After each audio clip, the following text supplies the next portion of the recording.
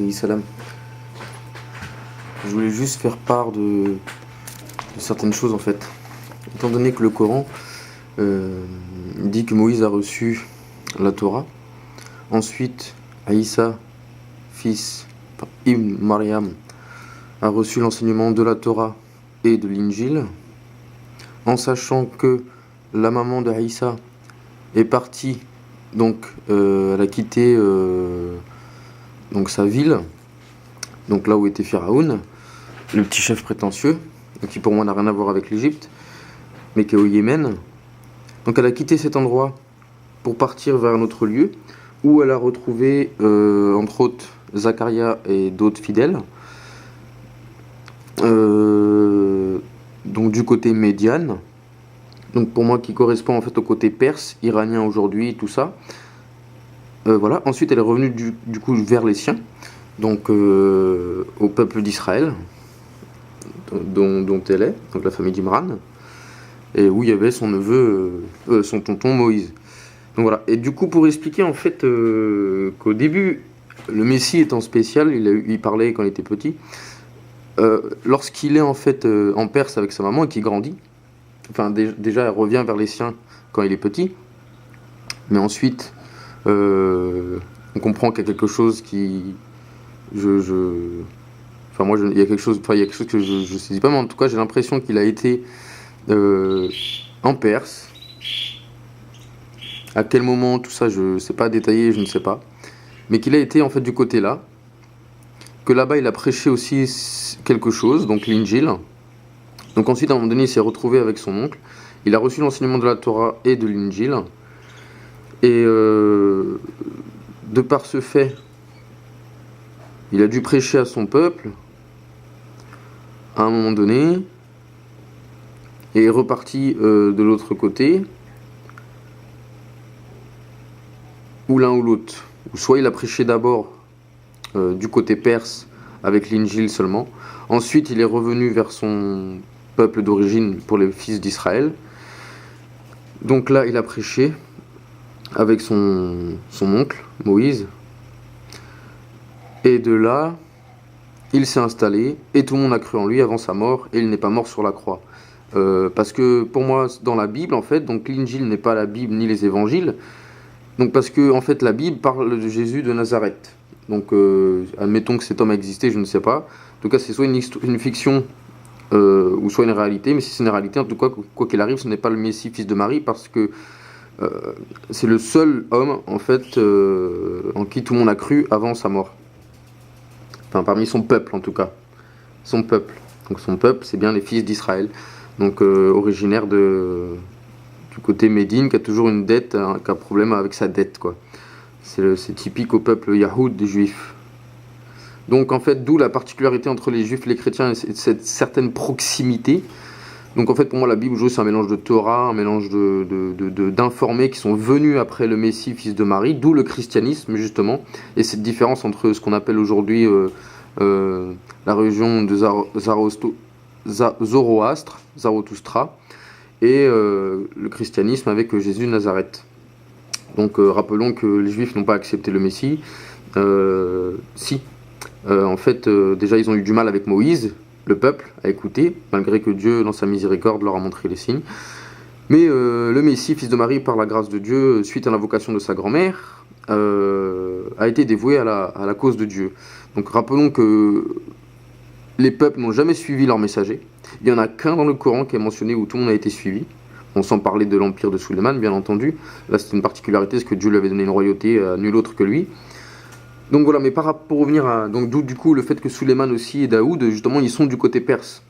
Parce que vous voyez bien dans le Coran qu'en fait, ils viennent libérer les fils d'Israël. Donc ils n'ont rien à voir avec les fils d'Israël, mais ils ont reçu le message, donc ils viennent vers eux pour leur... parce qu'ils sont partis encore en cacahuète, quoi, en gros. Et du coup, il vient les libérer, tout simplement, mais dans le sens spirituellement. Et dans le sens où c'était des grands rois. Donc oui, c'était des rois. Mais c'était pas les rois de là où étaient les fils d'Israël. Parce que on sait bien qu'à chaque fois que Dieu nous donne une leçon, par exemple, quand ils n'ont pas voulu combattre dans le chemin de Dieu, bah Dieu les a condamnés à errer. Et pas 40 ans, 40 sana, donc 40 cycles. donc un certain nombre de lunes. Donc du coup, Dieu est juste quand il montre les choses. À un moment donné, il condamne les gens à une certaine... voilà, ça dépend de la relation de chacun avec Dieu. Mais tout ça pour dire, voilà, d'où le christianisme et voilà, c'est donc cette différence en fait. Donc comprenez bien que Dieu ne les a jamais appelés juifs ni chrétiens. Il n'y a pas de judaïsme ni de christianisme qui existe dans le Coran. Dieu il dit qu'il les a jamais appelés juifs ni chrétiens. Maintenant il les nomme comme ça pour nous faire comprendre qui ils sont. Donc les Yahoud dans le sens les anciens guidés, les Nasara dans le sens ceux qui suivent le Messie. Voilà. Mais en gros ces deux religions elles viennent de là. Il y a une explication et c'est un peu particulier. Mais c'est intéressant de s'intéresser à l'histoire et que Zarathustra c'était aussi beaucoup dans la symbolique, beaucoup la parabole. Voilà. Et c'est très important que le Créateur nous dit que le Messie a reçu l'enseignement de la Torah et de l'Injil. Donc le message étape par étape, la Torah puis l'Injil, la parole pure, parole de vérité. Et quand vous lisez justement les Gathas, ça fait penser quand même à une parole pure, vraiment. Beaucoup de paraboles. On dirait comme une petite lecture, semblable à la lecture au Coran. Et donc les nabis, oui, ce qu'on appelle les évangiles, eux sont venus pour rétablir une certaine vérité, en fait, concernant la véritable histoire du Messie. Et quand on reprend l'histoire, on sait très bien qu'à cette époque, les Juifs avaient une certaine rage, une certaine prétention de vouloir diriger les choses, que du coup, ils n'étaient pas forcément gentils. Du coup, pour user, ces gens, avec leur intelligence, ont utilisé aussi, certainement inspiré, sous forme de parabole, pour établir la vérité. Donc le Messie, fils de Marie, c'est le Messie, fils de Marie. Jésus de Nazareth, c'est Jésus de Nazareth. Et donc voilà.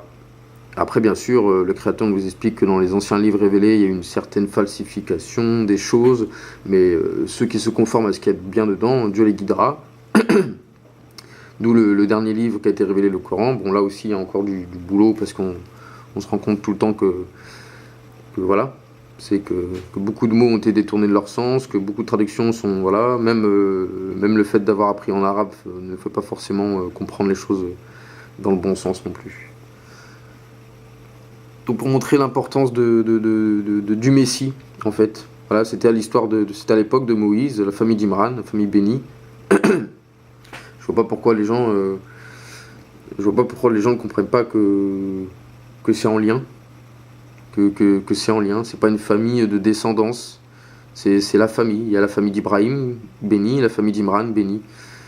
Et du coup voilà quoi, c'est tonton Moïse, tonton Aaron, Marie et le petit enfant. Après il y en a peut-être eu d'autres, mais bon, Dieu mentionne que cela.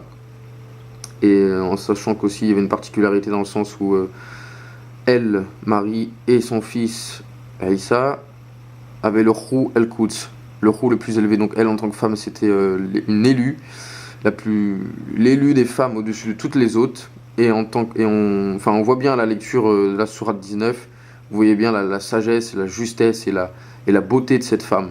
La beauté de cette femme, quand vous lisez le Coran, la sourate 19, vous voyez la beauté, son comportement, son attitude, et l'attitude aussi de Zacharia. C'est beau. C'est beau, mais c'est beau. Enfin, faut lire avec Dieu. Mais et du coup, voilà. Donc comprenez, voilà, c'est ça que je voulais, qui est important. Donc ils avaient le roux le plus élevé, l'esprit le plus élevé, Roux al-Quds, c'est associé que à eux deux. Leur grand-mère, n'oubliez pas qu'elle a demandé à Allah de les préserver du diable et de faire de eux des honorés au service de Dieu, dans le sens qu'ils servent Dieu, la cause de Dieu, donc ils savaient très bien. Voilà. Et voilà, le Messie en tant qu'humain, il voulait juste que Dieu lui enseigne ces choses-là pour l'apprendre aux autres en fait. D'où cette particularité, d'où cette spécificité liée au Messie en fait, et sa maman, et qui est un grand enseignement pour nous tous, dans le sens où quand on a compris faire les choses au mieux, et puis que la famille a un sens, la preuve, une femme saine donne un enfant